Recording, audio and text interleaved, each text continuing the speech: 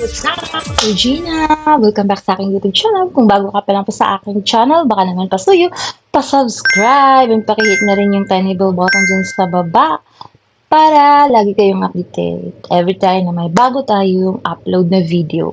Alright guys, bakit ba ako nawala? Bakit ang tagal kong hindi nag-upload ng mga videos? Ano nga ba ang nangyari sa akin?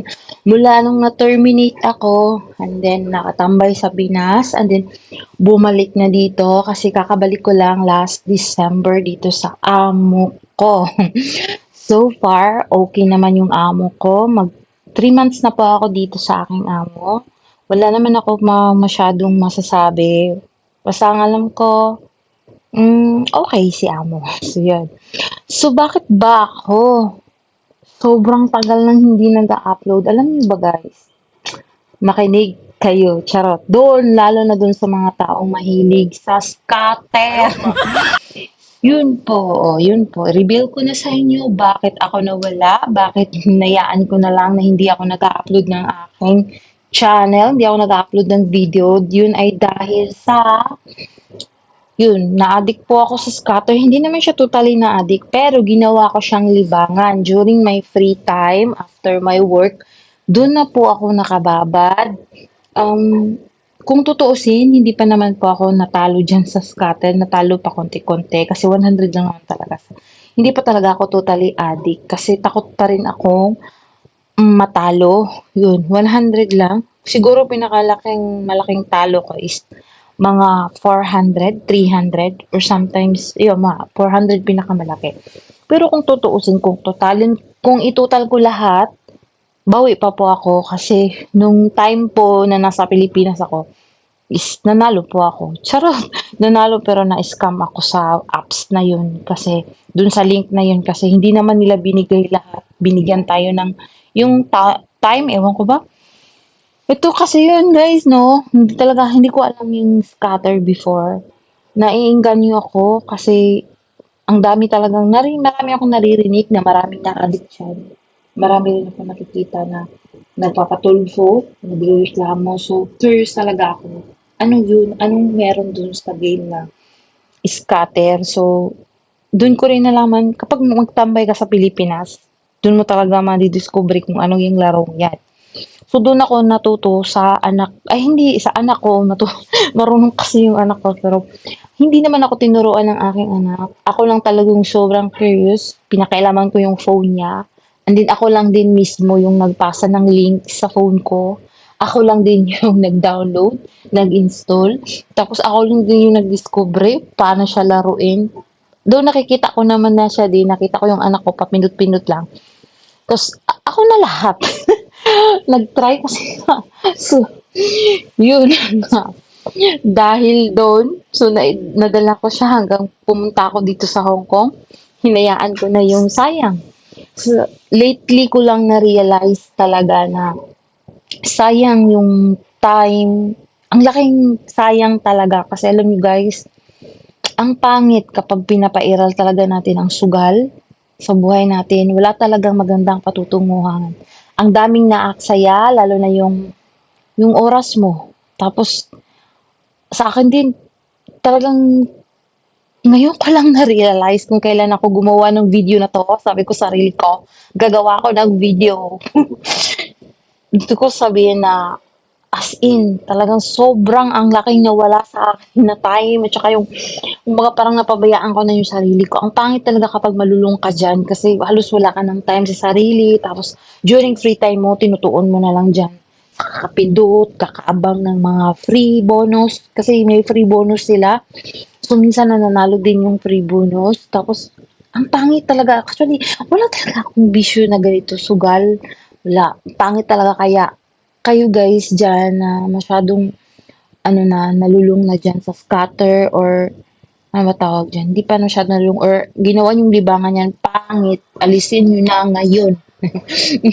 Demanding. Oh guys, kailangan alisin na natin yan kasi pangit talaga. Alam nyo, dun na lang ako natauhan nung lagi akong nanonood ng mga videos.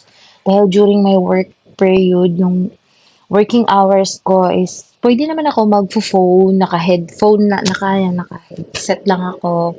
naka-airpods lang tayo, tapos nakikinig ako ng nakikinig, more on about financing talaga lagi kong pinapakinggan. And then dun ko din dun ko na talaga na-realize ang lahat. Kaya eto na ako ngayon. So, welcome back again, Regina, sa channel mo. So guys, salamat sa inyong suporta sa mga subscriber ko dyan na nanonood. Magpapasalamat po ako sa inyo kung patuloy po kayong nanood sa aking video kahit naman po nawala po ito. Charot.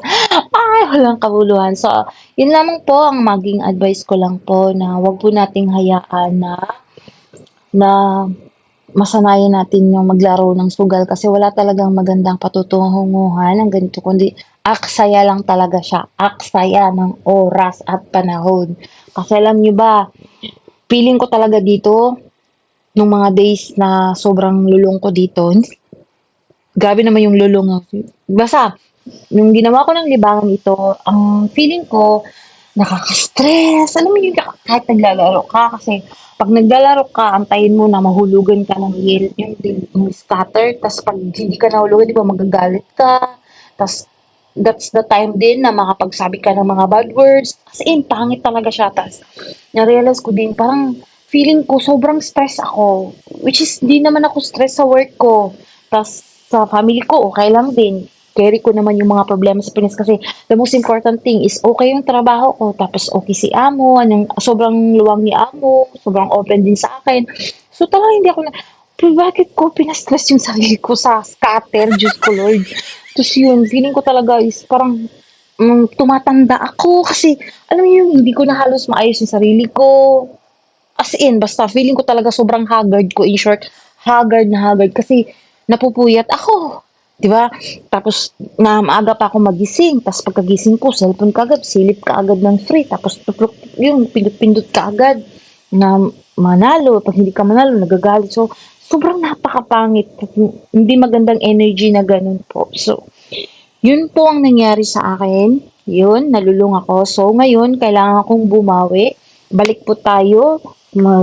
Dapat nga sana, ang dami ko pang gustong gawing video kasi susunod ko na lang dito dahil may i-share po talaga ako dito sa video. Awareness po sa lahat ng mga kababayan natin dito sa Hong Kong or lahat dun sa mga loan online. Huwag po talaga tayo padalos-dalos sa mga ganyan kahit man gaano tayo katindi nangangailangan ng pera. So, huwag nyo nang subukan po yung online na loan kasi grabe, mga scammer pong mga mayan.